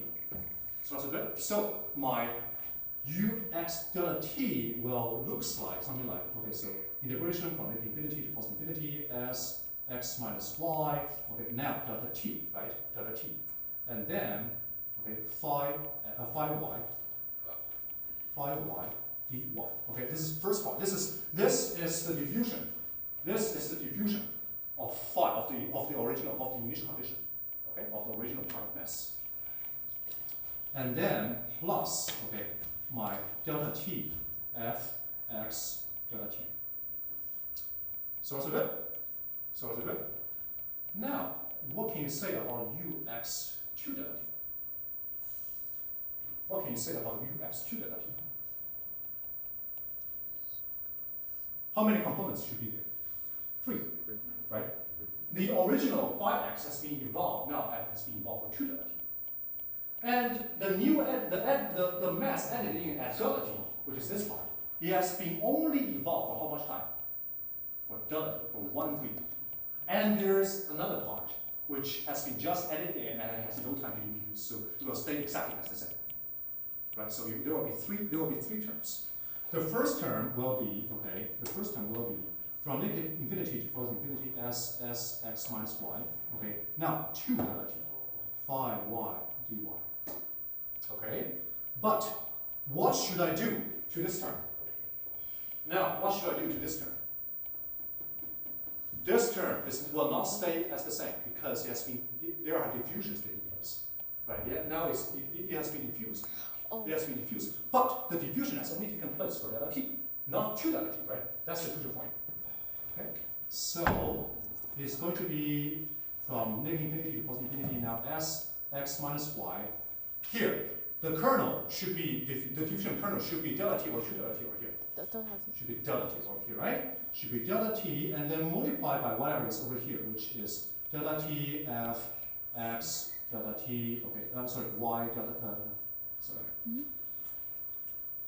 Why y delta t, right, okay, y delta t and then dy. But again, don't forget, there's another part that means delta t f, okay, x 2 delta t. This is this part, okay. So now, this is the diffusion by delta t. Again, diffusion by delta t. By delta t. Okay? And this is the new edit. New edit mass. If I, and this structure will be clearer if I'm adding a ux0 over here. What is ux0? What is ux0? What is ux0? Just 5x, right? Just 5x. Okay. So you see here, 5x, now editing, now it's diffusion for delta t. So, what can you say for ux3 delta t? What do you say for ux3 delta t? What does it look like? You tell me. Now you tell me. What does it look like? So this guy should change from what to what? Now, 2 delta t should be changed to 3 delta t because now the original mass has been diffused for 3 delta t, right? This part should be what?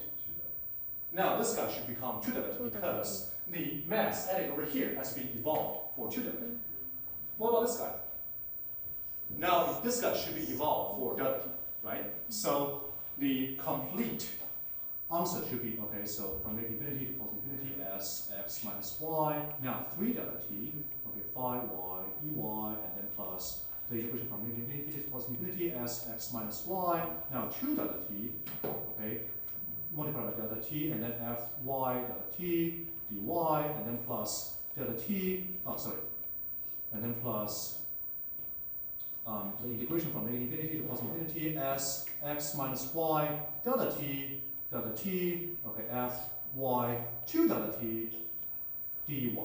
And finally, there is one more term, which is the new added delta t f x 3 delta t. So you see this structure? You see this structure? Now, okay, it's not so hard for us to add. Finally, what's ux n delta t, right? What is ux n delta t? Which don't forget my n delta t is my t. So this is exactly equals to my uxt. What is that? What is that? The first term will stay here, right? But now from infinity to positive infinity is going to be as x minus y. Now d delta t. Okay, phi y dy. Okay, and you see this is a structure. This let me post this a little bit larger. Okay, this is a structure that I am keeping evolving. I'm keeping adding masses into the system and keep evolving anything that I have added into the system. Okay, so if something has been added into the system earlier, that means that it should evolve for a longer time. Earlier, this means that this means that this part of the mass is added into the system at delta t. So it has been evolved for a longer time, which means that here I should use a diffusion. I should use the source function, but the longer time version, to convolve that. And anything that will comes later has been evolved for a shorter amount of time. That means that it should be convoluted with a shorter amount of time. So again, if I'm keeping the discrete time, then it's going to be, first of all, summing up, and let's say n from 1, let's say, let me use what single choice. Let's say, okay, a starting from 1 to n. Okay, a starting from 1 to n.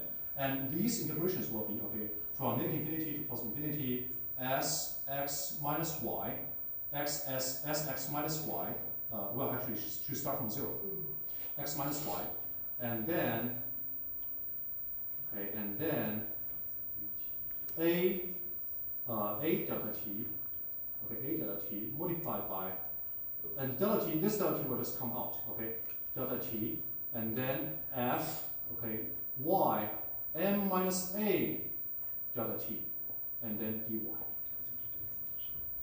So good? Now, if I am canceling the assumption for the discrete time, this sum will converge to what? Will converge to integration. Right? This sum will finally converge to integration. And this will exactly be the integral of from 0, okay, from 0 to t. Okay? Now from infinity to plus infinity, s x minus y, okay, this is going to be, but don't forget, this is going to be, okay, t minus s. Okay, so probably the better way for us to do it is to, let's say, is to now switch the order of these two things. Let's say this is my a delta t and m minus a delta t. Okay, which means that anything that was added at the time of a delta t has been evolved for m minus a delta t. Okay, has been evolved for m minus a delta t. Okay, so now this becomes, so now if I am taking, let's say, t equals to n delta t, okay, and s equals to a delta t, then my m minus a delta t will now becomes t minus s. Right? So that's good? Okay, and then f y s d y. And of course, integration d s. That's it. Everything today. Thank you.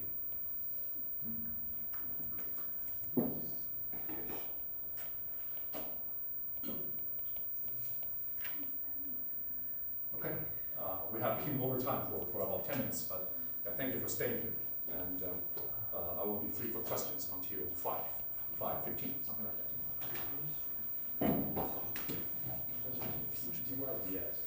dy, yes. Absolutely. 前面是不是写这几个地方是很早之前？啊，那个从0到 t， 对，应该这种去问他。哦，我就你关掉。对，这个地方我再问一下，就是为什么他忽略掉了 uxx？